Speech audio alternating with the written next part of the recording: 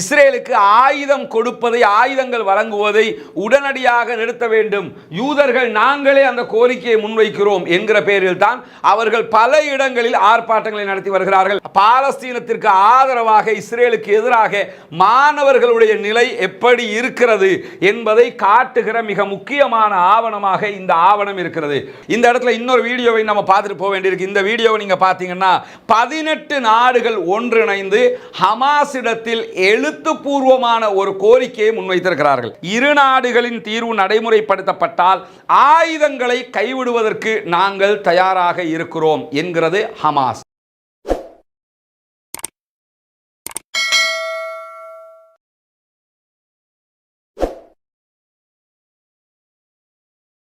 அஸ்ஸலாமு அலைக்கும் வரஹ்மத்துல்லாஹி வபரகாத்துஹு. அன்பிற்கினிய சகோதர சகோதரிகளே, ஏக இறைவனுடைய அமைதியும் கருணையும் உங்கள் அனைவர் மீதும் உண்டாகட்டுமாக. காசா பகுதிகளிலே நடந்து வரக்கூடிய தொடர்ந்தேச்சையான இன அழிப்பு தொடர்பான செய்திகளை நாம் பார்த்து வருகிறோம். அந்த அடிப்படையில் காசாவில் 202வது நாளாக பல தாக்குதல்களை இஸ்ரேலிய ஆக்கிரமிப்பு பயங்கரவாத இராணுவம் முடுக்கிவிட்டிருக்கிறது. இதே நேரத்தில் காசாவில் இருக்கக்கூடிய 14 லட்சம் மக்கள், 24 லட்சம் மக்களில் 14 லட்சம் மக்கள் குழுமி இருக்கக்கூடிய மாபெரும் பகுதியாக இருக்கிற ரஃபா பகுதிகளை எப்படியாவது தாக்கி அழிக்க வேண்டும் என்பதில் மிக குறியாக இருக்கிறார் இஸ்ரேலிய பிரதமர் பெஞ்சமின் நெதன்யாகு. குறிப்பாக காசாவினுடைய ரஃபா பகுதிகளில் இஸ்ரேலிய ஆக்கிரமிப்பு பயங்கரவாத இராணுவத்தின் பல்லாயிரக்கணக்கான இராணுவத்தினர் தொடர்ந்து குவிக்கப்பட்டு வருகிறார்கள். காரணம், ரஃபா மீதான பாரிய திட்டமிட்ட தரைவழி தாக்குதல் ஒன்றை ஆரம்பிப்பதற்கு இஸ்ரேல் தயாராக இருக்கிறது. இஸ்ரேலை பொறுத்தவரையில் நமக்கெல்லாம் தெரியும், இந்த யுத்தம் ஆரம்பிக்கப்பட்டதோட நாங்கள் ஹமாஸை அழிக்க போகிறோம், எங்களுடைய பணைய கைதிகளை மீட்டெடுக்க போகிறோம் என்றுதான் அவர்கள் உள்ளே வந்தார்கள். இதுவரைக்கும் யுத்தத்தின் மூலமாக சண்டையிட்டதினூடாக ஒரே ஒரு பணைய கைதிகளை கூட அவர்களால் மீட்க முடியவில்லை. இதே நேரத்தில் ஹமாஸை சேர்ந்த 10,000 பேரை அழித்தோம், 20,000 பேரை அழித்தோம் என்கிற பட்டியலை பேச்சுக்கு சொல்கிறார்களே தவிர ஹமாஸினுடைய கொல்லப்பட்டவர்களுடைய பாடி இந்தா இருக்குது, அவர்கள் கொல்லப்பட்டதற்கான ஆதாரம் இந்தா இருக்குது என்று சொல்லி எந்த விதமான ஆதாரங்களையும் அவர்கள் எந்த சந்தர்ப்பத்திலும் முன்வைத்ததில்லை என்கிற நிலையில் காசாவிலே இதுவரைக்கும் 34,500 அப்பாவி மக்கள் கொல்லப்பட்டிருக்கிறார்கள், படுகொலை செய்யப்பட்டிருக்கிறார்கள். குறிப்பாக காசாவிலே சிறுவர்கள், குழந்தைகள் என்று கண்மூடித்தனமாக பல பேர் மீதும் பயங்கரவாத தாக்குதல்களை இஸ்ரேல் நடத்தி வருகிறது. இந்த நிலையில்தான் இஸ்ரேலிய ஆக்கிரமிப்பு பயங்கரவாத இராணுவம் கடந்த மாதம் மொத்தமாக 2 மருத்துவமனைகளை சுற்றி வளைத்து படுபயங்கரமான அநியாயத்தில் ஈடுபட்டு வந்தது. காசாவில் இருக்கக்கூடிய நாசர் மருத்துவமனை, அதே நேரத்தில் அல் ஷிஃபா மருத்துவமனை, இந்த 2 மருத்துவமனைகள் மீதும் அவர்கள் கடுமையான தாக்குதல்களை நடத்தினார்கள். மருத்துவமனையை சுற்றியும் மருத்துவமனையினுடைய அண்ட கண்ட்ரோலை ஹமாஸ் வைத்து கொண்டிருக்கிறது. ஹமாஸை அழிக்கிறோம் என்கிற பெயரில் தான் அவர்கள் இந்த தாக்குதல்களை நடத்தினார்கள். ஆனால் அந்த யுத்தத்திலே, அந்த இடத்தில் நடந்த சண்டையிலே ஹமாஸை சேர்ந்த யாரையும் அவர்கள் அழித்துவிட முடியவில்லை. ஹமாஸோடு நேருக்கு நேர் சண்டை மூழுகிற நிலைமை ஏற்பட்டது. காரணம், இவங்க மருத்துவமனையை கைப்பற்றி வச்சுக்கிட்டு அங்கே இருக்கக்கூடிய அப்பாவிகளை கொன்று குவிக்கும் போது அவர்களை காப்பாற்றுவதற்காக ஹமாஸினுடைய கஸ்ஸாம் பிரிகேடும் இஸ்லாமிக் ஜிஹாட் மூவ்மெண்டினுடைய அல் குதுஸ் படையணியும் களத்தில் இறங்கி சண்டையிட்டார்கள். 2 வாரங்கள் தொடர்ந்து நடந்த சண்டையில் அந்த இடத்திலும் தோல்வியை தழுவிக்கொண்டு வெளியேறியது இஸ்ரேலிய ஆக்கிரமிப்பு பயங்கரவாத இராணுவம். ஆனால் இப்ப வெளிவந்திருக்கக்கூடிய தகவல்கள் அதை ஒட்டியது மிக முக்கியமானது. அது என்ன தகவல் என்று சொன்னால், இஸ்ரேலிய படைகள் அந்த இடத்திலிருந்து வெளியேறும் போது அங்கே செய்துவிட்டு சென்ற மாபெரும் அநியாயம். குறிப்பாக இந்த காட்சியெல்லாம் நீங்க பார்க்குறீங்க. இன்றைக்கும் நாசர் மருத்துவமனை வளாகத்திலே தோண்டப்பட்ட பாரிய புதைகுழிகளிலிருந்து மீட்கப்பட்ட ஜனாசாக்களை தான் நீங்கள் இங்கே பார்த்து கொண்டிருக்கிறீர்கள். ஏன்னு கேட்டால், மொத்தமாக அவங்க மருத்துவமனைக்குள் இருந்த நூற்றுக்கணக்கான சகோதரர்கள், அப்பாவி இளைஞர்கள், நோயாளிகள் என்று பல பேரையும் கொன்று குவித்திருக்கிறார்கள்.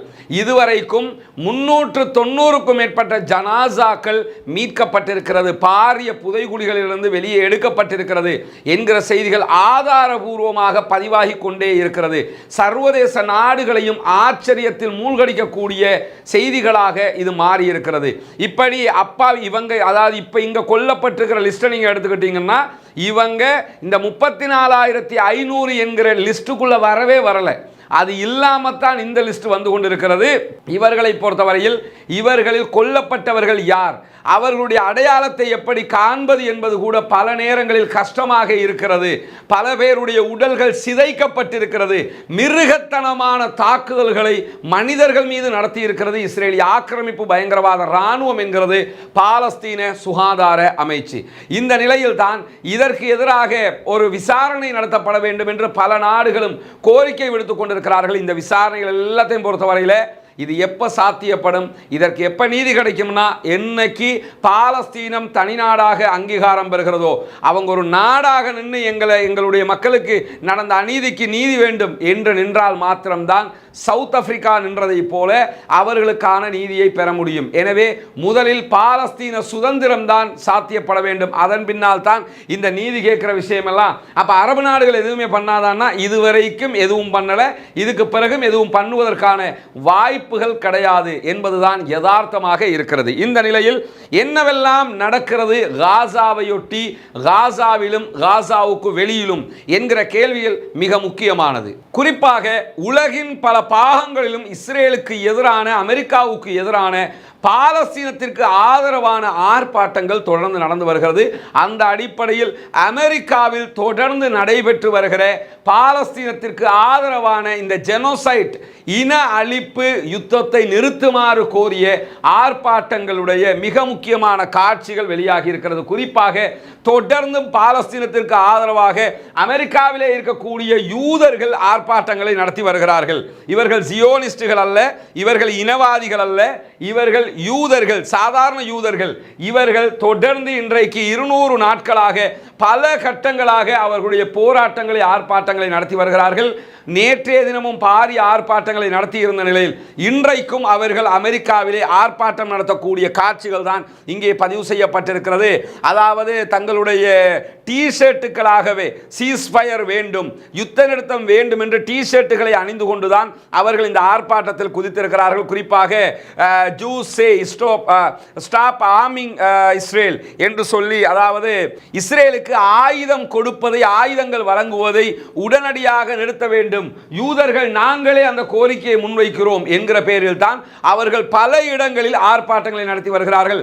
அமெரிக்கா மீண்டும் இஸ்ரேலுக்கு 20 பில்லியன் அளவுக்குண்டான ராணுவ உதவிகளை வழங்குவதற்கான அங்கீகாரம் கொடுக்கப்பட்டிருக்கிற காரணத்தினால அமெரிக்காவின் பல நகரங்களிலும் ஆர்ப்பாட்டங்கள் வெடித்திருக்கிறது. குறிப்பாக மாணவர்களுடைய போராட்டங்கள் அமெரிக்காவில் தாங்க முடியாத அளவுக்கு வியாபித்துக் கொண்டு வருகிறது என்கிற செய்திகள் தான் தொடர்ந்து இடம்பெற்று வருகிறது. இந்த காட்சியெல்லாம் நீங்க பார்க்கலாம். மாணவர்கள் தொடராக ஆர்ப்பாட்டங்களில் பங்கெடுக்கிறார்கள். குறிப்பாக கலிபோர்னியாவில் இருக்கக்கூடிய யூனிவர்சிட்டி வளாகத்தில் நடக்கக்கூடிய ஆர்ப்பாட்டத்தினுடைய காட்சிகள் தான் இது. இந்த ஆர்ப்பாட்டத்தில் இதில் நீங்க பார்த்தீங்கன்னு சொல்லி சொன்னா ஜூஸ் ஃபார் ஃப்ரீ பாலஸ்தீன், பாலஸ்தீன சுதந்திரத்தின் பக்கம் யூதர்கள் என்கிற இந்த போர்டு அமைக்கப்பட்டிருக்கிறது. குறிப்பாக இந்த புகைப்படத்தை இட்ட அல் ஜசீரா ஒரு முக்கியமான செய்தியை சொல்லி இருக்கிறது. இந்த புகைப்படத்தில் இருக்கக்கூடிய ஒரு ஆசிரியை இருக்கிறார்கள், ஒரு ப்ரொஃபசர் இதில் இருக்கிறாங்க, இங்க இருக்கிறாங்க. இந்த ப்ரொஃபசர் சொல்லக்கூடிய செய்தியை தான் இதிலே பதிவு செய்திருக்கிறார்கள். நான் ஒரு யூத ப்ரொஃபசராக இருக்கிறேன், இங்கே யூதர்கள் இருக்கிறார்கள், கிறிஸ்தவர்கள் இருக்கிறார்கள், இஸ்லாமியர்கள் இருக்கிறார்கள், மதமே இல்லை என்கிறவர்கள் கூட இந்த ஆர்ப்பாட்டத்தில் இருக்கிறார்கள். எங்களை பொறுத்தவரையில் இன அழிப்பு நிறுத்தப்பட வேண்டும், காசாவிலே நடக்கிற அநியாயம் நிறுத்தப்பட வேண்டும் என்பதற்காகத்தான் நான் வந்திருக்கிறேன் என்று அந்த ப்ரொஃபசர் சொல்றாங்க என்கிற செய்தியும் இன்றைக்கு வெளியாகி இருக்கிறது. இப்படி பலவிதமான ஆர்ப்பாட்டங்கள் அமெரிக்கா முழுவதும் நடந்து வருகிறது. அமெரிக்காவை தாண்டி பல நாடுகளிலும் இந்த ஆர்ப்பாட்டங்கள் நடைபெறுகிறது. குறிப்பாக அமெரிக்காவில் நடைபெறக்கூடிய ஆர்ப்பாட்டங்கள்ல கலிபோர்னியா பல்கலைக்கழகத்தில் நடந்த ஆர்ப்பாட்டத்தில் இதுவரைக்கும் 94 மாணவர்கள் கைது செய்யப்பட்டிருக்கிறார்கள். மாணவர்களை அதிரடியாக கைது செய்கிற வேலையை அமெரிக்க போலீசார் செய்து கொண்டிருக்கிறார்கள். அதுவே அமெரிக்கா முழுவதும் பாரிய எதிர்ப்புகளை உண்டாக்கி கொண்டிருக்கிறது. நமக்கெல்லாம் தெரியும், இந்த மாணவர் பவருங்கிறது, ஸ்டூடெண்ட் பவருங்கிறது ஒரு சாதாரணமானதல்ல.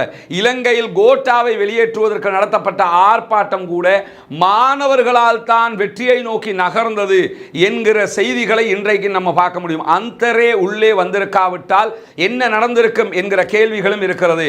ஏன்னா பல்கலைக்கழக மாணவர்கள் ஒன்றியம் அன்றைக்கு களமிறங்கியது. ஏன்னா மாணவர்களை பொறுத்தவரையில் அவங்க ஒரு ஃபோர்ஸாக, ஒரு கட்டமைக்கப்பட்ட பில்டு பண்ணப்பட்ட ஒரு நிலையில தான் அவங்க களத்துக்கு வருவாங்க.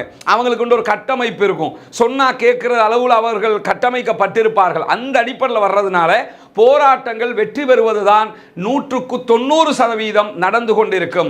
அதுதான் இலங்கையில் நடந்தது.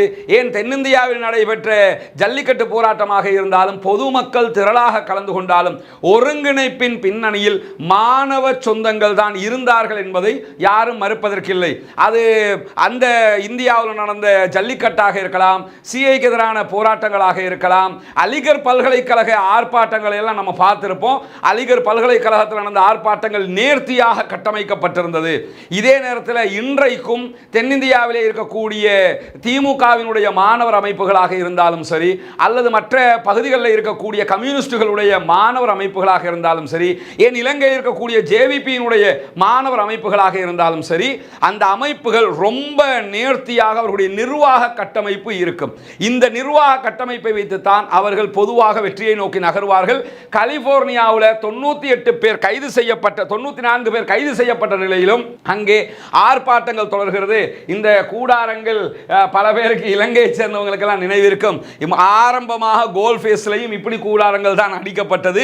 இந்த கூடாரங்கள் தான் மாளிகைகளில் இருக்கக்கூடிய ஆட்சியாளர்களை வெளியேற்றுகிற கூடாரங்களாக மாறி இருக்கிறது வரலாற்றில் என்பதையும் புரிந்து கொள்ள வேண்டும். கலிபோர்னியா பல்கலைக்கழகத்தில் இந்த நிலை என்று சொல்லி பார்த்தோம்னா, இஸ்ரேலுக்கு ஆயுதம் கொடுக்கிற உலகளாவிய நிறுவனங்களுடனான உறவுகளை பல்கலைக்கழகங்கள் துண்டிக்க வேண்டும் என்று பல பல்கலைக்கழக மாணவர்களும் தற்போது குரல் எழுப்ப ஆரம்பித்திருக்கிறார்கள். குறிப்பாக அமெரிக்காவில் இருக்கக்கூடிய பல பல்கலைக்கழகங்கள், நியூயார்க்கில் இருக்கக்கூடிய கார்னல் யூனிவர்சிட்டி, அதில் இருக்கக்கூடிய மாணவர்களுடைய கோரிக்கை என்னன்னு கேட்டால், BAE சிஸ்டம்ஸ், போயிங், எல்ஃபில்ட் சிஸ்டம் மற்றும் லாக்ஹீட் மார்டின் போன்ற கம்பெனிகளை நீங்கள் புறக்கணிக்க வேண்டும். அதாவது இந்த போயிங் விமான நிறுவனம் இருக்குதா இல்லையா, இவங்க எல்லாருமே விமானம் செய்கிறாங்கிறத நமக்கு தெரியும். ஆனால் இவங்க அத்தனை பேருமே பாரிய ஆயுத தயாரிப்பாளர்கள். அதே போன்று BAE சிஸ்டம்ங்கிறது அவங்களும் பாரிய ஆயுத விற்பனையாளர்கள், அமெரிக்காவை சேர்ந்தவர்கள். எல்பிட் சிஸ்டம் என்பதும் அவர்களும் பாரிய ஆயுத தயாரிப்பு கம்பெனியாக இருக்கிறாங்க. லாக்ஹீட் மார்டின் என்பதும் பாரிய நிறுவனமாக இருக்கிறது. இந்த நிறுவனங்களோடெல்லாம் எந்த யூனிவர்சிட்டிகளும் டைப் பண்ணக்கூடாது. பல்கலைக்கழக மாணவர்களுக்கான கல்வியை தொடர்வதற்காக இந்த மாதிரி நிறுவனங்கள் டைப் வச்சுக்கிட்டு அவங்களுக்கு கல்வியோடு சேர்த்து அந்த படிக்கிற வேலைகளையும் இந்த நிறுவனங்கள் கொடுப்பாங்க. இந்த மாதிரி நிறுவனங்களோட அத்தனை பல்கலைக்கழகங்களும் தொடர்புகளை துண்டிக்க வேண்டும் என்று சொல்லி பாரிய கோரிக்கை அமெரிக்காவிலே எழுந்திருக்கிறது. அதே நேரத்தில் ஆஸ்திரேலியாவில் இருக்கக்கூடிய மெல்பர்ன் யூனிவர்சிட்டியில் கூட இதே 4 கம்பெனிகளோடு ஆஸ்திரேலியா எந்த தொடர்புகளையும் வைக்கக்கூடாது ஆஸ்திரேலியா என்று சொல்லி கடுமையான ஆர்ப்பாட்டங்கள் தற்போது நடக்க ஆரம்பித்திருக்கிறது. இந்த ஆர்ப்பாட்டங்களில் மிக முக்கியமாக நாம் என்ன கவனிக்கணும்னு கேட்டா, இங்க ஒரு பட்டியல் வெளியாகி இருக்கிறது. இந்த பட்டியலை பார்த்தீங்கன்னா, அமெரிக்காவில் பாலஸ்தீனத்திற்கு ஆதரவாக இஸ்ரேலுக்கு எதிராக மாணவர்களுடைய நிலை எப்படி இருக்கிறது என்பதை காட்டுகிற மிக முக்கியமான ஆவணமாக இந்த ஆவணம் இருக்கிறது. குறிப்பாக இங்கிருந்து நீங்க பார்த்து வாங்க. குறிப்பாக பார்த்தோம்னு சொல்லி சொன்னா, இந்த இடத்துல கலிபோர்னியாவில் இருக்கக்கூடிய கலிபோர்னியா ஸ்டேட் பாலிடெக்னிக் யூனிவர்சிட்டி, இந்த யூனிவர்சிட்டியில் பாரிய ஆர்ப்பாட்டங்கள் நடைபெற்று வருகிறது. முதலாவது நம்பர் 1 இது நடக்கக்கூடிய ஆர்ப்பாட்டங்களுடைய காட்சி. அதே போல யூனிவர்சிட்டி ஆஃப் நியூ மெக்சிகோ, இந்த இடத்திலும் பாரிய மாணவர் புரட்சிகள் ஆர்ப்பாட்டங்கள் தற்போது நடைபெற்று வருகிறது. அதே நேரத்தில் டெக்சாஸ் யூனிவர்சிட்டி ஆஃப் டெக்சாஸ்ல இங்கேயும் பாரிய ஆர்ப்பாட்டங்கள் நடைபெற்று வருகிறது. அதே போல டெக்சாஸ்ல இருக்கக்கூடிய ஆஸ்டின் யூனிவர்சிட்டி, இந்த இடத்துல இன்னொரு பல்கலைக்கழகம் இருக்கிறது. அதே போன்று the University of Texas at San Antonio, இந்த பல்கலைக்கழகம் 4வது 5வது பல்கலைக்கழகம். அதே மாதிரி பார்த்தீங்கன்னா இந்த இடத்துல ரைஸ் யூனிவர்சிட்டி 6வது பல்கலைக்கழகத்தில் ஆர்ப்பாட்டம் நடைபெற்று வருகிறது. அதே போன்று பார்த்தோம்னு சொன்னா இந்த இடத்துல எமோரி யூனிவர்சிட்டி 7வது பல்கலைக்கழகம். அதே போல வண்டர்பைட் 8வது பல்கலைக்கழகமாக இருக்கிறது. வாஷிங்டன் யூனிவர்சிட்டி 9வது, அதே போல நார்த் வெஸ்ட் யூனிவர்சிட்டி 10வது, இந்த இடத்துல ஒரு பல்கலைக்கழகம் 11வது, அதே போன்று மிச்சிகன் பல்கலைக்கழகம் 12வது, அதே போன்று இந்த இடத்துல 13வது பல்கலைக்கழகம், அதே போன்று 14வது பல்கலைக்கழகம், 15வது பல்கலைக்கழகம், 16வது பல்கலைக்கழகம், 17, 18, 19, 20, 21, 22, 23 இப்படி 23 பல்கலைக்கழகங்களில் மாணவர் ஆர்ப்பாட்டங்கள் பாரிய அளவில் நடந்து வருகிறது என்கிற செய்திகள் தற்போது வெளியாகி இருக்கிறது. உலகம் முழுவதும் பல ஆர்ப்பாட்டங்கள் நடைபெறுவது என்பதை தாண்டி இங்கே மாணவர்கள் கூடாரம் அமைத்து தங்கி நின்று பாலஸ்தீன விடுதலைக்காக பாரிய ஆர்ப்பாட்டங்களை நடத்துகிறார்கள். இவர்கள் மீது போலீசார் கடும் அடக்குமுறைகளை செய்கிற வீடியோக்களும் இன்றைக்கு வெளியாகி இருக்கிறது. இந்த வீடியோக்களை நீங்க பார்க்க முடியும். மாணவர்களை கைது செய்கிற காட்சிகள் தான் இங்கே பதிவு செய்யப்பட்டிருக்கிறது. பல பல்கலைக்கழகங்களிலும் இந்த காரியங்கள் போலீசாரால் முன்னெடுக்கப்படுவதை நாம் அவதானிக்க முடியும். இந்த காட்சிகள் எல்லாமே போலீசாரை இறக்கி பல்கலைக்கழக ஆர்ப்பாட்டங்களை தடுப்பதற்கான முயற்சிகள் நடைபெற்று வருகிறது. அதே மாதிரி இங்கே நீங்க பார்க்கலாம், பாலஸ்தீனத்திற்கு ஆதரவான மாணவர்கள் ஆர்ப்பாட்டம், ஜினோசைட்டை நிறுத்துங்க என்கிற கோரிக்கையோடு பாரிய அளவில் நடத்தப்படுகிற காட்சிகளை தான் நீங்க பார்க்குறீங்க. இதெல்லாம் வெளிநாட்டு பல்கலைக்கழகங்களில் மாணவர்களே முன்னின்று நடத்தக்கூடிய ஆர்ப்பாட்டங்களாக இருக்கிறது. இப்படி பல இடங்களில் ஆர்ப்பாட்டம் நடக்கும் போது அதை அடக்குவதற்காக முடக்குவதற்காக போலீசார் களமிறக்கப்பட்டிருக்கிறார்கள். உள்ளே நுழைந்து பல மாணவர்களை கைது செய்கிறார்கள், நீதிமன்றத்திலே ஆஜர்படுத்துகிறார்கள். இங்கே நடைபெற்ற மாதிரியே அங்கேயும் நடைபெறக்கூடிய காட்சிகளை நம்ம பார்க்க முடியும். அதே மாதிரி பார்த்தீங்கன்னா இந்த ஆர்ப்பாட்டம், இந்த கூடாரங்களை அமைத்து அங்கே தங்குவதற்கான ஏற்பாடுகளை மாணவர்கள் செய்கிற காட்சியை நீங்க பார்க்க முடியும். யூனிவர்சிட்டி வளாகத்திலேயே அவர்கள் இந்த ஆர்ப்பாட்டங்களை கையிலே எடுத்திருக்கிறார்கள். அதே மாதிரி பார்த்தீங்கன்னா இங்கேயும் போலீஸ் படை இறக்கப்பட்டு மாணவர்களை அடக்குகிற காரியங்கள் மேற்கொள்ளப்படுகிறது. உலகின் பல பகுதிகளிலும் இந்த காரியங்கள் பல்கலைக்கழகங்களுக்கு வியாபித்திருக்கிறது. பல்கலைக்கழகங்கள் ஒன்றோடு ஒன்று இணைந்து மாணவர்கள் இந்த ஆர்ப்பாட்டங்களை தொடர்ந்து கொண்டிருக்கிறார்கள் என்கிற நிலையில் இந்த ஆர்ப்பாட்டத்தை நீங்க பார்க்க முடியும். பல பேரை கைது செய்கிற, விரட்டி போய் பிடித்து அரெஸ்ட் பண்ணுகிற காட்சிகள் எல்லாம் இங்கே பதிவு செய்யப்பட்டிருக்கிறது. அதே மாதிரி இந்த ஆர்ப்பாட்டம் இத்தாலியில் நடைபெற்ற ஆர்ப்பாட்டத்தினுடைய ஒரு காட்சி தான் இங்கே பதிவு செய்யப்பட்டிருக்கிறது. இது பொதுவான ஆர்ப்பாட்டம், மாணவர்கள் மட்டுமல்ல, பொதுவான எல்லா மக்களும் ஆயிரக்கணக்கில் திரண்டு வந்த ஒரு ஆர்ப்பாட்டமாக இது பதிவு செய்யப்பட்டிருக்கிறது. இப்படி பல விதமான தாக்குதல்களையும் போலீசார் முன்னெடுத்தாலும் மாணவர்களுடைய ஆர்ப்பாட்டங்கள் நிற்காமல் தொடர்கிறது என்பதுதான் மிக முக்கியமானது. இந்த இடத்துல இன்னொரு வீடியோவை நம்ம பார்த்துட்டு போக வேண்டியிருக்கு. இந்த வீடியோவை நீங்க பார்த்தீங்கன்னா இன்றைக்கு வெளியாகி இருக்கக்கூடிய மிக முக்கியமான ஒரு வீடியோ. நாங்கள் தீவிரவாதிகளை கைது செய்கிறோம், ஹமாஸை பிடிக்க போயிருக்கிறோம் என்றெல்லாம் சொல்லுகிற இஸ்ரேலிய ஆக்கிரமிப்பு பயங்கரவாத ராணுவம் 3 சிறுவர்களை கைது செய்து கொண்டு வருகிறார்கள். சின்ன பச்சை பிள்ளைங்க 3 பேரை கைது செய்து கொண்டு வந்து அவர்களை அரெஸ்ட் பண்ணி அவர்களுடைய வண்டிகளில் கூட்டிக்கிட்டு போகக்கூடிய காட்சிகள் பதிவு செய்யப்பட்டிருக்கிறது. இதுவெல்லாம் யுத்த நீதியா, இதுதான் தர்மமா என்கிற கேள்விகள் எழுப்பப்பட்டு கொண்டிருக்கிறது. இளைஞர்கள், சிறுவர்கள், முதியவர்கள், குழந்தைகள் உட்பட அத்தனை பேரையும் கைது செய்கிற அநியாயக்கார வேலையை இஸ்ரேலிய ஆக்கிரமிப்பு பயங்கரவாத ராணுவம் செய்து கொண்டிருக்கிறது. இப்படியான நேரத்தில் இன்றைக்கு வெளியாகி இருக்கக்கூடிய மற்றொரு முக்கியமான செய்தி என்னவென்று சொன்னால், 18 நாடுகள் ஒன்றிணைந்து ஹமாஸிடத்தில் எழுத்துப்பூர்வமான ஒரு கோரிக்கையை முன்வைத்திருக்கிறார்கள். அந்த கோரிக்கையில் அவங்க கொண்டு வந்திருக்கக்கூடிய மிக முக்கியமான செய்தி என்னென்று கேட்டால், ஹமாஸிடம் அவர்கள் வைக்கிற கோரிக்கையே, நீங்கள் இஸ்ரேலில் இருந்து பிடித்து கொண்டு சென்றிருக்கக்கூடிய பணைய கைதிகளை உடனடியாக விடுதலை செய்ய வேண்டும். குறிப்பாக Argentina, Austria, Brazil, Bulgaria, Canada, Colombia, Denmark, France, German, Hungary, Poland, Portugal, Romania, Serbia, Spain, Thailand, United Kingdom, UK, அதே நேரத்தில் அமெரிக்கா ஆகிய 18 நாடுகள் தான் இந்த அறிக்கையை வெளியிட்டிருக்கிறார்கள். அதாவது பணைய கைதிகளை நீங்க விடுதலை பண்ணணும் என்று சொல்லி கோரிக்கை விடுத்திருக்கிறார்கள். நல்ல கோரிக்கை, விடுக்கத்தான் வேண்டும், அதில் எந்த மாற்று கருத்தும் இல்லை. ஆனால் இதில் ஆச்சரியம் என்ன தெரியுமா? 140 பேர் தற்போது வரைக்கும் ஹமாஸ் இடத்திலே பணைய கைதிகளாக அக்டோபர் 7ஆம் தேதி கைது செய்யப்பட்டவர்களாக இருக்கிறார்கள். அதுவல்லாமல் கைது செய்யப்பட்ட மேலதிக கைதிகள் இருக்கிறாங்க. இந்த இடத்துல மெயினா பேசப்படுவது இந்த அக்டோபர் 7ஆம் தேதி கைது செய்யப்பட்டவர்கள் தான். இந்த 140 பேரை மீட்டெடுப்பதற்காக 18 நாடுகள் கையெழுத்திட்டு இந்த அறிக்கையை வெளியிட்டிருக்கிற அதே நேரம் 8000க்கு மேற்பட்டவர்கள் வெஸ்ட் பேங்க் பகுதிகளில் மட்டும் பாலஸ்தீன அப்பாவிகள் கைது செய்யப்பட்டிருக்கிறார்கள். அதுவல்லாத பல பேர் பல இடங்களில் கைது செய்யப்பட்டிருக்கிறார்கள். இதே நேரத்தில் மர்வான் பர்கூத்தி போன்றவர்கள் கிட்டத்தட்ட 20 ஆண்டுகளுக்கு மேலாக பாலஸ்தீன மக்களுக்காக போராடிய காரணத்தினால் இன்றும் சிறை வாசம் அனுபவித்துக் கொண்டிருக்கிறார்கள். சற்று முன்னால் நாம் காட்டிய அந்த வீடியோவில் கூட நீங்க குழந்தைகள் கைது செய்யப்படுகிற காட்சிகள் எல்லாம் பார்த்திருக்கிறீங்க. இவ்வளவு பேர் பாலஸ்தீனத்தில் கைது செய்யப்பட்டிருக்கிறாங்க. 34,500 பேர் கொல்லப்பட்டிருக்கிறாங்க. 75,000க்கு மேற்பட்டவர்கள் நிரந்தர ஊனமுற்றவர்களாக மாறி இருக்கிறார்கள். இப்படியான நிலைகள் எல்லாம் இருந்தும் இந்த நிமிடம் வரைக்கும் அந்த அறிக்கையில் பாலஸ்தீன கைதிகளும் விடுதலை செய்யப்பட வேண்டும் என்கிற எந்த கோரிக்கையும் இந்த 18 நாடுகளும் விடுக்கவில்லை. அப்படி என்றால் அமெரிக்காவுடைய நோக்கம் என்னன்னு கேட்டால், யூகேயினுடைய நோக்கம் என்னன்னு கேட்டால், முழுமையாக இஸ்ரேலுடைய மக்கள் பாதுகாக்கப்பட வேண்டும். அதனால தான் இந்த 140 பேரை பாதுகாக்கிறோம்ங்கிற பேரில் 34,500 பேரை கொன்று குவிச்சிருக்கிறாங்களா இல்லையா? அப்போ இந்த 140 பேருக்காக 18 நாடுகளுடைய அறிக்கை வெளியாகுது.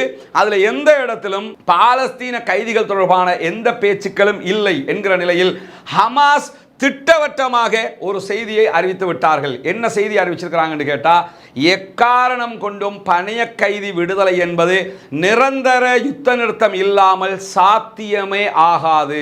நிரந்தர யுத்த நிறுத்தம், காசாவிலிருந்து மொத்தமாக பாலஸ்தீனத்திலிருந்து மொத்தமாக இஸ்ரேலிய ஆக்கிரமிப்பு பயங்கரவாத இராணுவம் வெளியேற வேண்டும், எங்களுக்கு சுதந்திரம் தர வேண்டும். அதுதான் அவர்களுடைய கோரிக்கை. காசாவிலிருந்து இராணுவம் வெளியேறணும்னா இந்த அக்டோபர் 7க்கு பிறகு உள்ள வந்து யுத்தம் பண்றாங்களே, இந்த இராணுவம் வெளியேறணுங்கிற கருத்தில் அவங்க சொல்லலை. இதுக்கு முன்னாடியில இருந்து காசாவை, வெஸ்ட் பேங்க, பாலஸ்தீனத்தின் பல பகுதிகளை எல்லாம் அவங்க பிடிச்சு வச்சுக்கொண்டு நிற்கிறாங்களா இல்லையா?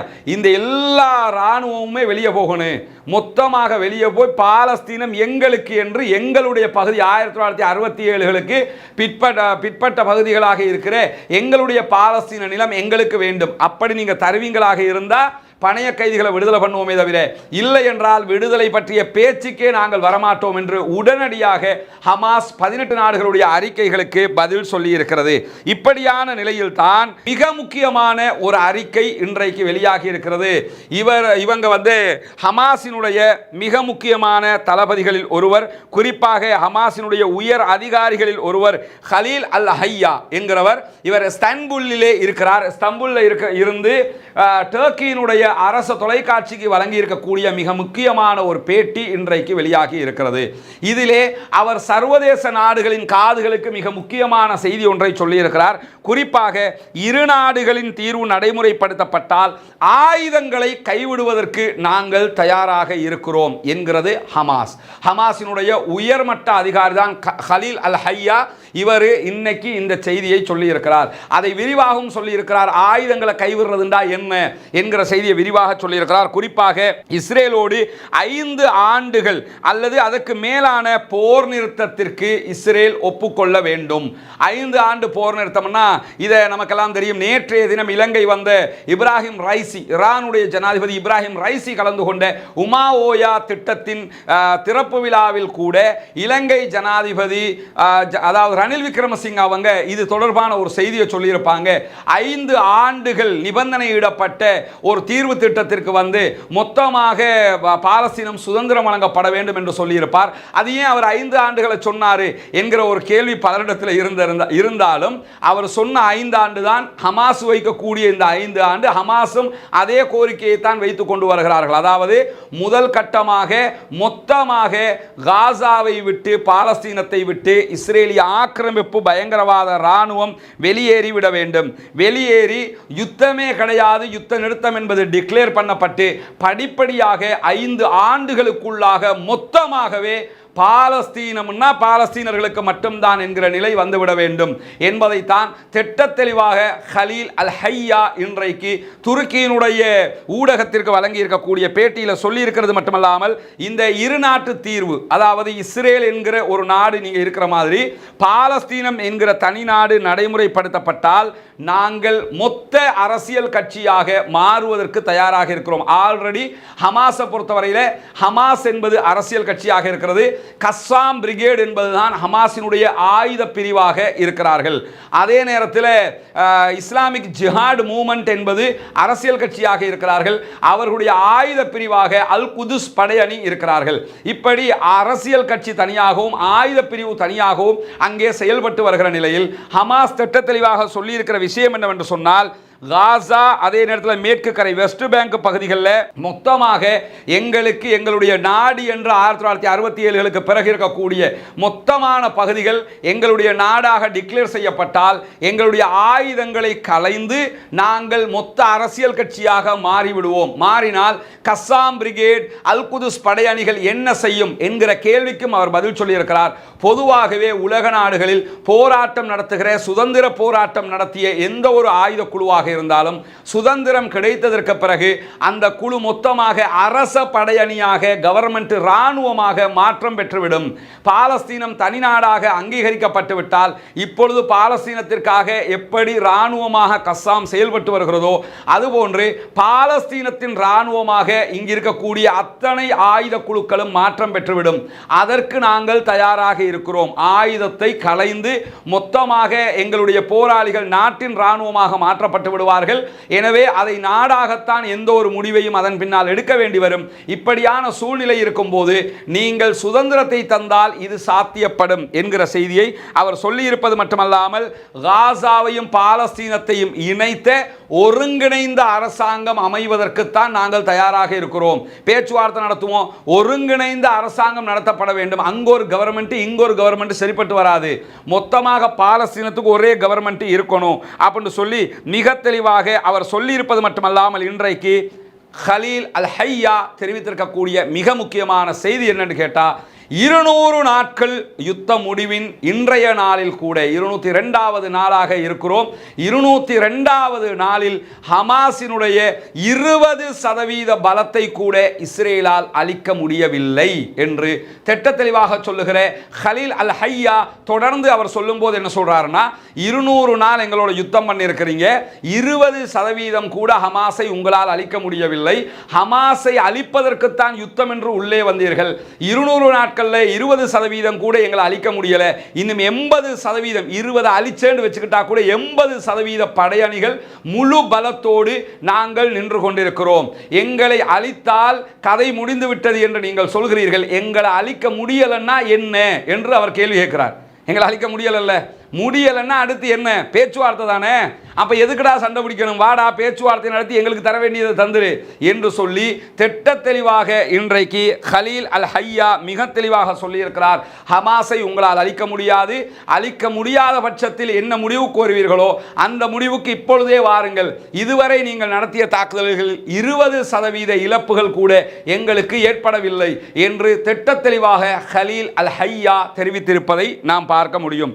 இந்த நேரத்தில் இன்றைக்கு என்னவெல்லாம் மேலதிகமாக நடக்கிறது என்பதை பொறுத்தவரையில் இதுவரைக்கும் அக்டோபர் 7ஆம் தேதி முதல் இன்றைய நாள் வரைக்கும் சுமார் 80,000 தொடக்கம் 1,00,000 பேர் வரைக்கும் காசாவிலிருந்து எகிப்து பகுதிகளுக்கு குடிபெயர்ந்திருக்கிறார்கள் என்கிற செய்திகள், அகதிகளாகி இருக்கிறார்கள் என்கிற செய்திகளும் வெளியாகி இருக்கிற அதே நேரம் இஸ்ரேலிய விமானப்படை புதன்கிழமை, அதாவது இன்றைய நாளில் 202வது நாளில் காசா பகுதிகளில் இருக்கக்கூடிய 50க்கு மேற்பட்ட இலக்குகளை நோக்கி தாக்குதல்களை நடத்தியதாக இஸ்ரேலிய ராணுவம் இன்றைக்கு அறிவித்திருக்கிறது. அதே போன்று நார்த் இஸ்ரேல், வடக்கு இஸ்ரேலையும் சவுத் லெபனான்லையும் தெற்கு லெபனான் பகுதிகளிலையும் எல்லை தாண்டிய தாக்குதல்கள் பாரிய அளவில் நடைபெறுகிறது என்கிற செய்திகள் இன்றைக்கு இஸ்ரேலிய ராணுவத்தினாலேயே அறிவிக்கப்பட்டிருக்கு. அதாவது சவுத் லெபனான் பகுதிகளுக்குள்ள இஸ்ரேல் எல்லை தாண்டி போய் விமான தாக்குதல் நடத்துகிறார்கள். வடக்கு இஸ்ரேலுக்குள்ள நார்த் இஸ்ரேலுக்குள்ள எல்லை தாண்டி வந்து ஹெஸ்புல்லாக்கள் தாக்குதல் நடத்துகிறார்கள். எனவே ஹிஸ்புல்லாக்கள் இஸ்ரேலுக்குள்ள நுழைஞ்சிருக்கிறாங்க. இஸ்ரேலிய ராணுவ விமானங்கள் ஹிஸ்புல்லாக்களுடைய பகுதிகளில் லெபனானில் குண்டு தாக்குதல் நடத்துகிறார்கள் என்கிற செய்தியை இன்றைக்கு வேறு யாரும் வெளியிடவில்லை. இஸ்ரேலிய டிஃபென்ஸ் போர்சஸே இந்த செய்தியை வெளியிட்டிருக்கிறார்கள். அதே மாதிரி பார்த்தோம்னா இன்றைக்கு நிறைய தாக்குதல்களுடைய செய்திகளும் வெளியாகி இருக்கிறது. குறிப்பாக நிறைய வீடியோக்கள் வெளியாகி இருக்கிறது. அந்த வீடியோக்களில் கஸ்ஸாம் பிரிகேடினுடைய ஸ்னைப்பர் அட்டாக் வீடியோக்கள் வெளியாகி இருக்கிறது. அவர்கள் இஸ்ரேலிய ஆக்கிரமிப்பு பயங்கரவாத இராணுவத்தினுடைய இராணுவ குவியல்கள், இராணுவம் நிறைந்து நிற்கக்கூடிய ஏரியாவில் ஸ்னைப்பர் அட்டாக் பண்ணி அங்கே இருக்கக்கூடிய இராணுவத்தினரை அழிக்கக்கூடிய காட்சிகள் வெளியாகி இருக்கிறது.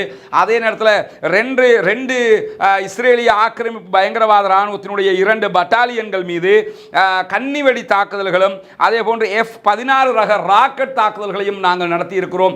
அதிலே அவர்களுக்கு பாரிய இழப்புகள் ஏற்பட்டிருக்கிற 2 பட்டாலியன்ஸ் மீது நேரடி அட்டாக் இது நடைபெற்றிருக்கிறது என்கிற செய்திகளும் இன்றைக்கு கஸ்ஸாம் பிரிகேடினால் வெளியிடப்பட்டிருக்கிறது. அதே மாதிரி பார்த்தோம்னு சொன்னா அல் கஸ்ஸாம் படையணிகள் இன்றைக்கு சொல்லியிருக்கக்கூடிய இன்னொரு முக்கியமான பகுதி என்னன்னு கேட்டா, காசா சென்ட்ரல் காசா பகுதிகளில் இருக்கக்கூடிய ஜுரால் தீக் பகுதிகளில் இருக்கக்கூடிய இஸ்ரேலுடைய கண்காணிப்பு உளவு தளத்தை இன்றைக்கு மோட்டார் குண்டுகளால் அழித்திருக்கிறோம் என்கிற செய்தியும் சொல்லியிருக்கிறார்கள். இஸ்ரேலிய ஆக்கிரமிப்பு பயங்கரவாத இராணுவத்தினுடைய உளவு பார்க்கிற தளத்தை இன்றைக்கு கஸ்ஸாம் பிரிகேட் அளித்திருக்கிறார்கள். இந்த நிலையில் இன்றைக்கு ஹெஸ்புல்லாக்கள் வெளியிட்டிருக்கக்கூடிய மிக முக்கியமான ஒரு செய்தி என்னன்னு கேட்டா, மெட்டுல்லா தளத்திற்கு அருகாமையில் இருக்கக்கூடிய மெர்காவா டேங்குகள் மீது நாங்கள் தாக்குதல் நடத்தி இருக்கிறோம் என்று அந்த வீடியோக்கெல்லாம் போட்டிருக்காங்க. பின்னாடி நம்ம வீடியோக்களை காட்டும் போது உங்களுக்கு தெரியும். அதே மாதிரி பார்த்தோம்னு சொன்னா ஹிஸ்புல்லாக்கள் இன்றைக்கு ஒரு முக்கியமான செய்தியை சொல்லியிருக்கிறாங்க. இதுவரைக்கும் அக்டோபர் 7ஆம் தேதியிலிருந்து இன்றைய நாள் வரைக்கும் நாங்கள் 2000ற்கு மேற்பட்ட இஸ்ரேலிய ஆக்கிரமிப்பு இராணுவத்தினரை கொன்று குவித்திருக்கிறோம் என்கிற செய்தியை சொல்லியிருக்கிறார்கள். இதுவரைக்கும் ஹிஸ்புல்லாக்கள் சார்பாக 200க்கு உட்பட்டவர்கள் கொல்லப்பட்டிருக்க 200 அல்லது 240க்கு உட்பட்டவர்கள் கொல்லப்பட்டிருக்கிறார்கள் என்கிற செய்தியை கடந்த வாரம் ஹிஸ்புல்லாக்கள் வெளியிட்டிருந்த நிலையில் ஹிஸ்புல்லாக்களுடைய தாக்குதலால் 2000க்கு மேற்பட்ட இஸ்ரேலிய ஆக்கிரமிப்பு பயங்கரவாத இராணுவத்தைச் சேர்ந்தவர்கள் கொல்லப்பட்டிருக்கிறார்கள் என்கிற செய்திகள் வெளியாகி இருக்கிறது. வெல் ட்ரெயின் பண்ணப்பட்டவர்கள், 100% பயிற்சி எடுத்தவர்கள், அவர்கள் ஹிஸ்புல்லாக்களோடு சண்டையில் நின்று பிடிக்க முடியவில்லை என்கிற நிலையில் 2000க்கு மேற்பட்டவர்கள் கொல்லப்பட்டிருக்கிறார். இதெல்லாம் அன்னளவான கருத்து தான். இதை விட அதிகமாக இருக்கும். ஏன்னா அங்கே இருந்து எந்த தகவலும் வெளியே வரமாட்டேங்குதுங்கிறதுனால தான் இந்த அன்னளவான தகவல்கள் வெளியாகி கொண்டிருக்கிறது. அதே மாதிரி பார்த்தீங்கன்னு சொல்லி சொன்னா ஹூதிகள் வெளியிட்டிருக்கக்கூடிய செய்திகளும் இன்றைக்கு வெளியாகி இருக்கிறது. 200 நாட்களுக்கு மேலான இஸ்ரேலுடைய இந்த நடவடிக்கை யுத்தத்திற்கு எதிராக இதுவரைக்கும் 102 கப்பல்கள் மீது தாக்குதல் நடத்தி இருக்கிறோம் என்கிற செய்திகளை ஹூதிகள் சொல்லி இருக்கிற அதே நேரம் இன்றைய தினம் அமெரிக்காவினுடைய யோர்க் டவுன் கப்பல் மீது தாக்குதல் நடத்தி இருக்கிறது ஹூதிகள் படையணி. அதே நேரத்தில் இந்த யோர்க் டவுன் என்கிற கப்பல் அமெரிக்காவினுடைய கொடி வைத்திருக்கக்கூடிய கப்பலாக இருக்கிறது. 18 அமெரிக்க மற்றும் 4 கிரேக்க க்ரூ மெம்பர்ஸ் அதுக்குள்ள இருக்கிறாங்க. 22 பேரோட பயணித்த ஒரு பாரிய அமெரிக்க கப்பல் மீது தான் யோர்க் டவுன் என்கிற கப்பல் மீது ஹூதிகள் இன்றைக்கு தாக்குதல் நடத்தி இருக்கிறார்கள் என்கிற செய்திகளோடு கிரேக்க ராணுவம் இன்றைக்கு என்ன சொல்லியிருக்கிறாங்கன்னு கேட்டா, அதாவது 2 ஹூதிகளுடைய 2 ட்ரோன்களை நாங்கள் இடைமறித்திருக்கிறோம் என்கிற செய்திகளையும் அவர்கள் சொல்லியிருப்பதை பார்க்க முடியும். அமெரிக்கா படையணியும் நாங்கள் ஹூதிகளுடைய ட்ரோன்களை வழிமறித்திருக்கிறோம் என்கிற செய்தியை இன்றைக்கு வெளியிட்டிருக்கிற அதே நேரம் ஆக்கிரமிக்கப்பட்ட ஜெருசலம் பகுதிகள், பாலஸ்தீன மண்ணுடைய ஜெருசலம் பகுதிகளில் இருக்கக்கூடிய புனித மஸ்ஜிதுல் அக்ஸாவுக்குள்ள 430க்கு மேற்பட்ட அதாவது குடியேறிகள் உள்ளே வந்து நுழைந்து அங்கு தொழுகைக்கு வரக்கூடிய மக்கள் மீது தாக்குதல் நடத்துகிறார்கள் என்கிற செய்திகள் இன்றைக்கு வெளியாகி இருக்கிறது. இந்த காட்சிகளை நீங்க பார்க்க முடியும். மஸ்ஜிதுல் அக்ஸாவுக்கு உள்ளே இருக்கக்கூடிய காட்சி தான். அவர்களுடைய பாஸ்கா விழாவை கொண்டாடுவதற்காக உள்ளே நுழைந்தவர்கள் இவங்களுக்கு என்ன சொல்லுவாங்கன்னா குடியேறிகள் சொல்லுவாங்க, செட்டிலர்ஸ் சொல்லுவாங்க. இவங்க இஸ்ரேல் ஆக்கிரமிக்கும் போது இந்த குரூப் தான் வந்து இடங்களை பிடிக்கும். எந்த இடத்துல எல்லாம் ராணுவம் சண்டையிட்டு அந்த இடத்துல மக்களை வெளியேற்றிட்டு கைப்பற்றும் போது அந்த இடத்துல இவங்க வந்து குடியேறுவாங்க. அப்படிப்பட்ட குடியேறிகள் அவங்க தான் மஸ்ஜிதுல் அக்ஸாவுக்குள்ள நுழைந்து அங்கே தொலை வரக்கூடிய மக்கள் மீது பாரிய தாக்குதல்களை நடத்தி கொண்டிருக்கிறார்கள் என்கிற செய்திகள் வெளியாக இருக்கிறது. சுமார் 430 பேர் இப்படி தாக்குதல்களில் பங்கெடுத்திருக்கிறார்கள். அவர்கள் தாக்குதல் நடத்துவதற்கான ஆயுதங்களை இஸ்ரேலிய ஆக்கிரமிப்பு பயங்கரவாத ராணுவம் கொடுக்கிறது. அவர்களுக்கு பாதுகாப்பாக ராணுவமும் நிற்கிறது என்கிற நிலையில் இந்த தாக்குதல்கள் தொடர்கிறது. சர்வதேசமே கண்டித்துக் கொண்டிருக்கக்கூடிய நேரத்தில் நாளைய தினம் இந்த வீடியோவை நீங்க பார்க்கிற நேரம் புனிதமிக்க வெள்ளிக்கிழமையாக இருக்கும். வெள்ளிக்கிழமை நாளில் மஸ்ஜிதுல் அக்ஸாவில் தொழுகைக்காக இன்றைக்கு மகரிபோடே மக்கள் திரண்டு வந்து கொண்டிருக்கிறார்கள். நாளைய தினமும் மஸ்ஜிதுல் அக்ஸாவில் இந்த குடியேறிகள் வந்து நிற்கிற காரணத்தினால பிரச்சனைகள் வருவதற்கான வாய்ப்பு இருக்கிறது. அதையும் மீறி அக்ஸாவிலே தொழுகை நடத்த வேண்டும், ஜும்மாவை சிறப்பாக நடத்த வேண்டும் என்பதற்காக மக்கள் திரளாக அங்கே பயணித்துக் கொண்டிருக்கிறார்கள். அவர்கள் நிம்மதியாக தொழுகை நடத்த வேண்டும், ஜனநாயக முறைப்படி அவர்களுடைய காரியங்களை நிறைவேற்றுவதற்கான வாய்ப்பு கிடைக்க வேண்டும், வல்ல ரஹ்மான் அவர்களுக்கு அருள் புரிய வேண்டும் என்று அல்லாஹ்விடத்தில் பிரார்த்திக்க மறந்து விடாதீர்கள். இந்த நிலையில் இன்றைக்கு நடத்தப்பட்ட தாக்குதல்கள் தொடர்பான மிக மிக முக்கியமான சில வீடியோக்கள் இருக்கின்றன. இந்த வீடியோவை பொறுத்தவரை இன்றைக்கு நடைபெற்ற ஸ்னைப்பர் அட்டாக்கினுடைய காட்சிகள் தான் இங்கே காட்டப்படுகிறது. இஸ்ரேலிய ஆக்கிரமிப்பு ராணுவம் இங்கே நிற்கக்கூடிய காட்சிகளை பார்க்க முடியும். இவ்வளவு பேர் குழுமி நிற்கும் போது அவர்கள் மீதான தாக்குதல் நடத்தப்படுகிற காட்சி அதிலே இருக்கிறது. அதை நம்ம காட்ட முடியாது, அதனால தான் நம்ம ஸ்கிப் ஆகிக்கிட்டு போறோம். இந்த காட்சியை பொறுத்தவரை இஸ்ரேலுக்குள்ள அதாவது கஸ்ஸாம் பிரிகேட் நடத்தி இருக்கக்கூடிய தாக்குதல்களால் பற்றி எரிகிற காட்சிகள் இன்றைக்கு வெளியாகி இருக்கிறது. அந்த ரேராகத்தான் இந்த காட்சிகள் வெளியாகும். அப்படி வெளியான ஒரு காட்சி கஸ்ஸாம் பிரிகேடினுடைய ஏவுகணை தாக்குதல்கள் சரமாரியாக மழை பொழிவதை போன்று நடத்தப்படுகிற காட்சிகளை நீங்க பார்க்க முடியும். அதாவது நூற்றுக்கணக்கான ஏவுகணைகள் தொடர்ந்து அவங்க ஏவுகிற அளவுக்கு நேற்றைய தினம் பாரிய தாக்குதல்களை அவர்கள் நடத்தி கொண்டிருக்கிறார்கள். இங்க நீங்க பார்க்கலாம், சரமாரியான ஏவுகணை தாக்குதல்கள் நடத்தப்படுகிற காட்சிகள் தான் இதிலே பதிவு செய்யப்பட்டிருக்கிறது. நிறைய காட்சிகள் இன்றைக்கு இது போன்று வெளியாகி இருப்பதை நம்ம பார்க்க முடியும்.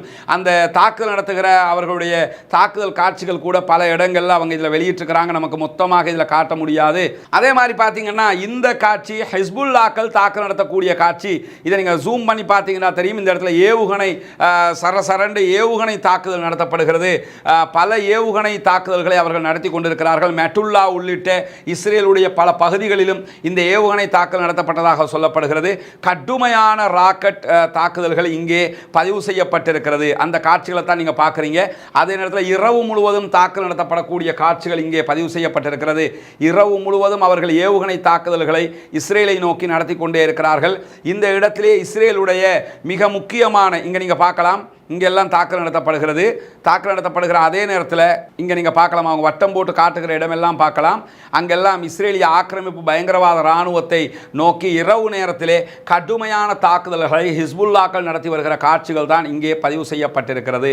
இங்கெல்லாம் நீங்கள் பார்க்க முடியும். தொடர்ந்து அந்த தாக்குதலுடைய காட்சிகள் இரவு முழுவதும் அவர்கள் ஏவுகணை தாக்குதல் நடத்தக்கூடிய காட்சிகள் பதிவு செய்யப்பட்டிருக்கிறது. இப்படி கடுமையான தாக்குதல்களை இஸ்ரேலை நோக்கி ஹிஸ்புல்லாக்கள் தொடர்ந்து நடத்தி வருகிறார்கள். இங்க நீங்க பார்க்கலாம், விடாமல் அவங்க அட்டாக் பண்ணக்கூடிய காட்சிகள் தான் இங்கே பதிவு செய்யப்பட்டிருக்கிறது. தொடர்ந்து அவர்கள் ஏவுகணைகளை ஏவிக்கொண்டே இருக்கிறார்கள். பயங்கரமான தாக்குதல்களை நடத்தி கொண்டே இருக்கிறார்கள் இஸ்ரேல் மீது என்கிற காட்சிகளை நம்ம பார்க்க முடியும். அதே மாதிரி இங்க பார்க்கலாம், நீங்க இஸ்ரேலுடைய ராணுவ பகுதிகளை நோக்கி, இதெல்லாம் ராணுவத்தினர் தங்க வைக்கிற பகுதிகள் என்று சொல்லப்படுகிறது, அதை நோக்கி தாக்குதல் நடத்தப்படக்கூடிய காட்சிகள் பதிவு செய்யப்பட்டிருக்கிறது. அதை நோக்கி இந்த அதாவது ஏவுகணை தாக்குதல்கள், ட்ரோன் அட்டாக்குகள் நடத்தி கொண்டிருக்கிறார்கள்.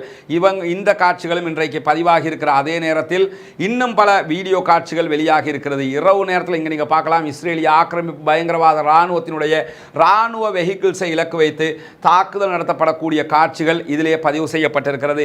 இங்கெல்லாம் நீங்கள் பார்க்கலாம், தொடர்ந்து இவர்கள் மீது தாக்குதல் நடத்துகிற காட்சிகள் தான் இங்கே பதிவு செய்யப்பட்டிருக்கிறது. தாக்குதல் போய் அட்டாக் ஆகிற காட்சிகள் எல்லாம் அவங்க வட்டம் போட்டு காட்டுவதை காண முடியும். இப்படி இரவு நேரத்தில் நிறைய தாக்குதல்களை அவர்கள் முன்னெடுத்து வருகிறார்கள். அதனுடைய காட்சிகள் இதிலே பதிவு செய்யப்பட்டிருக்கிறது. இப்படி நூற்றுக்கணக்கான ஏவுகணை தாக்குதல்களை இன்றைக்கு இஸ்ரேலை நோக்கி ஹிஸ்புல்லாக்கள் நடத்துகிற அதே நேரம் ஹிஸ்புல்லாக்களுடைய பகுதிகளில் வான்வழி தாக்குதல்களையும் இஸ்ரேல் நடத்தி கொண்டிருக்கிற அதே நேரத்தில் கஸ்ஸாம் பிரிகேட் காசாவுக்குள் இருந்து பாரிய ஏவுகணை தாக்குதல்களையும் ஸ்னைப்பர் அட்டாக்குகளையும் இஸ்ரேலிய ஆக்கிரமிப்பு பயங்கரவாத இராணுவத்தை நோக்கி நடத்தி கொண்டிருக்கிறது. அந்த தாக்குதல்களுடைய முழுமையான வீடியோக்களை அல் ஜசீராவினுடைய அரபு ஆங்கில பக்கங்களிலும் அது அரபியா ஜதீதிலும் நீங்கள் பார்க்க முடியும். அதுவல்லாமல் பல தொலைக்காட்சிகளும் இந்த வீடியோக்களை வெளியிட்டு வருகிறது. அவற்றையும் நீங்கள் பார்க்க முடியும். எது எப்படி போனாலும் பாலஸ்தீன மக்கள் வெற்றி அடைய வேண்டும், பாலஸ்தீனம் சுதந்திரம் அடைய வேண்டும், பாலஸ்தீன மக்களுக்கு நிம்மதி கிடைக்க வேண்டும் என்பதுதான் மிக முக்கியமானது. பாலஸ்தீன மக்கள் நிம்மதி அடைய அல்லாஹ்விடத்திலே பிரார்த்தனை செய்யுங்கள். பாலஸ்தீனம் வெற்றி அடைய அல்லாஹ்விடத்திலே பிரார்த்தனை செய்யுங்கள். இந்த வீடியோவை நீங்கள் பார்க்குற நேரம் புனிதமிக்க வெள்ளிக்கிழமையாக இருக்கும். மறந்து விடாதீர்கள், வெள்ளிக்கிழமை நாட்களில் நபிகள் நாயகம் ஸல்லல்லாஹு அலைஹி வஸல்லம் அவர்கள் மீது அதிகம் ஸலவாத்து சொல்லுங்கள். அல்லாஹ்விடத்திலே நிறைய பிரார்த்தனைகளை செய்யுங்கள். வெள்ளிக்கிழமையில் ஒரு நேரம் இருக்கிறது. அந்த நேரத்திலே செய்யப்படுகிற பிரார்த்தனைகளை அல்லாஹு தஆலா மறுக்காமல் ஏற்றுக்கொள்கிறான் என்கிற நபிமொழிகளை ஆதாரபூர்வமான சஹீஹுல் புகாரி, முஸ்லிம் உள்ளிட்ட கிரந்தங்களில் நம்ம பார்க்க முடியும். தொழுகையிலே அத்தஹியாத்திலும், ஜுமா தொழுகையிலே அத்தஹியாத்திலும் சுஜூதிலும் இருக்கக்கூடிய நிலையாக அது இருக்கிறது. எனவே அந்த நேரத்தில் அல்லாஹ்விடத்திலே கையேந்த மறந்து விடாதீர்கள், அல்லாஹ்விடத்திலே பிரார்த்தனை செய்ய மறந்து விடாதீர்கள். இறைவா, பாலஸ்தீனத்திற்கு சுதந்திரம் கொடுத்து விடு, பாலஸ்தீன மக்களை பாதுகாத்து விடு, பாலஸ்தீன மக்களுக்கு நிம்மதியை கொடுத்து விடு என்று அல்லாஹ்விடத்திலே அனுதினமும் கையேந்தி கேளுங்கள். ஆக்கிரமிப்பாளர்களுக்கு எதிராக குனூத்துன் நாசிலாவை ஓதுங்கள். பல பள்ளிவாயல்கள் அதை ஓதுவதை நிறுத்தி இருக்கிறார்கள். மொத்தமாக காசா மறக்கடிக்கப்பட்டிருக்கிறது என்கிற நிலை இருக்கும்போது அல்லாஹ்வினுடைய உதவியால் நம்மால் முடிந்ததை அந்த மக்களுக்கு நாம் செய்ய வேண்டும். எனவே மறக்காமல் இந்த வீடியோக்களை பார்க்கக்கூடியவர்கள் அந்த மக்களுக்காக பிரார்த்தனை செய்யுங்கள், அந்த மக்களுக்காக கையேந்துங்கள், ஜனநாயக ரீதியிலே அந்த மக்களுக்காக குரல் எழுப்புங்கள். இதை தவிர்த்து நாம் வேறு எதுவும் செய்ய முடியாது. இலங்கை அரசாங்கத்தினுடைய சில்ட்ரன் ஆஃப் காசா ஃபண்ட் என்கிற நிதியம் 30ஆம் தேதி வரை திறந்திருக்கும். எனவே 30ஆம் தேதிக்கு முன்பதாக உங்களால் முடிந்த உதவிகளை அந்த மக்களுக்கு வாரி வழங்குங்கள். இந்த காரியங்களை தவிர்த்து வேறு எந்த காரியங்களிலும் நாம் ஈடுபடக்கூடாது, ஈடுபட முடியாது என்பதையும் புரிந்து கொள்ள வேண்டும்.